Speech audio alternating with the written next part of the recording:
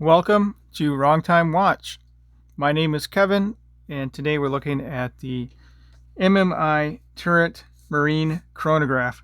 I recently had one of these in maybe a month or two ago. I don't exactly remember, but it had the gray dial. And in that video, I had talked about the different dial colors, and I mentioned that I'd like to see the red dial color. Well, fortunately enough, this one showed up a little while ago, so we get to check it out. Very cool color combination. I don't know if it's red or wine or berry or whatever you want to call it, but it looks pretty cool. You have the rehaut there with the same color, which has a tachymeter scale around there. Hopefully you can see that right above the date indicator. So just like the MMI Turret 300 meter dive watch, there are cutouts around the perimeter of the dial for the date. So right there you can see there's a little orange indicator there for the 8th. Kind of hard to see with this dial color actually, but I like this one a little bit better than the diver because the date is around the perimeter and I can actually read the numbers on this one versus the chronograph, the diver. But I'll show you that in another video here. So yeah, this is a VK67A Seiko Mecha Quartz movement. So pushing the top pusher here will start the center second hand. And the bottom subdial is always running. That's the running second. And then top will be the 60-minute counter. And then the left or the 9 o'clock subdial is the hour subdial for the running chronograph for the chronograph. So I like these watches because they have IP coated stainless steel bezel insert. That's kind of unique, especially for a micro brand. I have had some Seiko watches with the IP coated bezel insert. So let's get this out of the way. So according to their website, you can still pre-order at least 3 dial colors: the white, the red, and the yellow. So I'll leave a link in the description to those. The price on that is I think it's 437 SGD, which is Singaporean dollars. That is about 323 US dollars. A domed sapphire crystal with 10 layers of AR coating applied to the underside. Solid end links, solid links, female end links, which I like better. I would like a little more taper on this bracelet, but it's not too bad. You got 22 down to 20. This is a pretty heavy feeling watch. I weighed it in at 150 grams size for my 6.5 inch wrist. And we have a milled clasp here. This portion is stamped and this portion here is stamped, but the middle section is stamped, milled. We have 5 micro adjust. No quick adjustment on this watch. There are, however, quick release end links here. And then there's the case back. Again, VK67 sapphire 316L stainless steel. This is a numbered edition.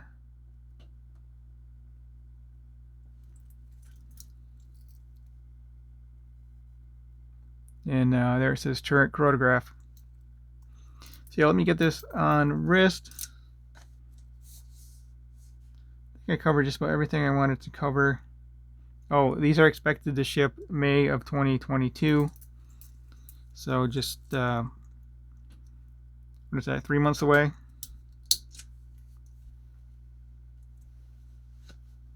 So here it is on my 6.5 inch wrist. Actually, I forgot to go over the dimensions. So we'll talk about that in a moment here. I'll just show it to you on wrist here.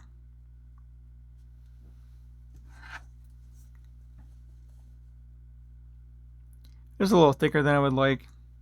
With that double dome, with the domed sapphire crystal, we're looking at 14.4 for the thickness. All right, let's zoom out here and then we'll zoom back in and go over the specs.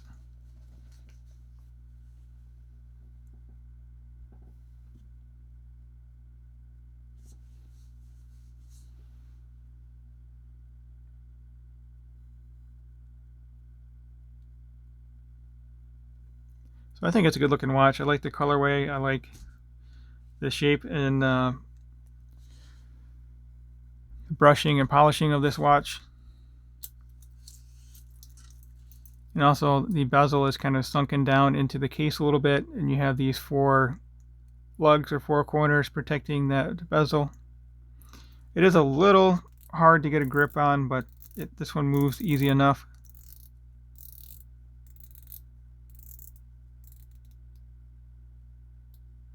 All right, let's stop the second hand and then we'll snap it back. Okay, so the top button start and stop, and then this one down here will reset. So you'll see this subdial will snap back, and then this hand will snap back to 0 up at top. So let's go ahead and reset it. Zoom in a little bit. Yeah, just like that, it snapped back. So it's mostly brushed, and then the chamfers are polished.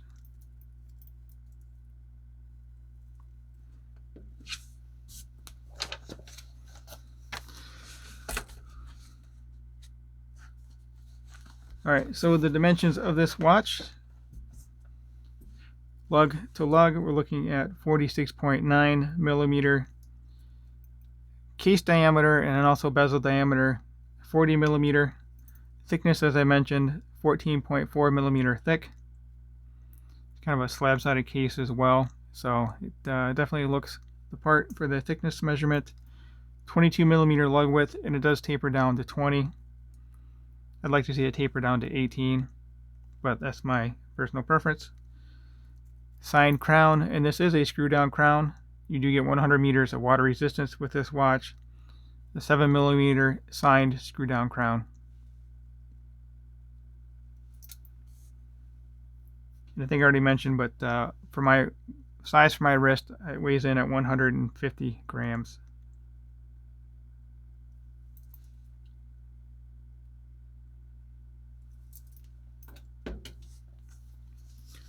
See if I can find my SKX.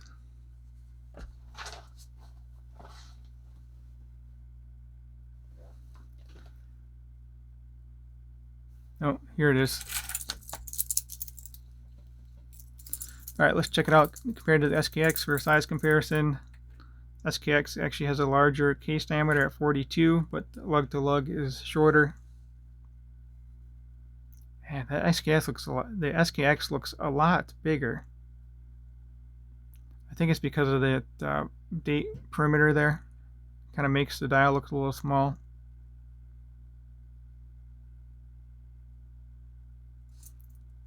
Got to shake this a little bit more. There we go.